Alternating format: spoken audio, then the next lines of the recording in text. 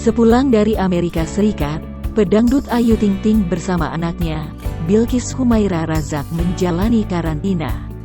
Menjalani karantina, membuat putri dan cucu ayah Ozak itu mulai bosan. Keadaan ini memunculkan keanehan pada tingkah laku Ayu Ting Ting dan Bilqis Humaira Razak.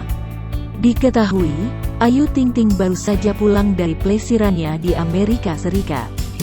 Baru beberapa hari di karantina, Bilqis Humaira Razak rupanya sudah bosan. Dalam unggahannya tersebut, terlihat Bilqis dan Syifa sedang duduk di depan jendela hotel. "Bilqis bosan kan? Hanya bisa menghadap ke jendela," kata Ayu Ting Ting. "Itu Times Square, terus itu Brooklyn, di Sabal Liberty itu Kiss," kata Syifa. "Salah di situ Paris," ucap Bilqis. "Udah mulai ngaco," pungkas Ayu Ting Ting sambil tertawa.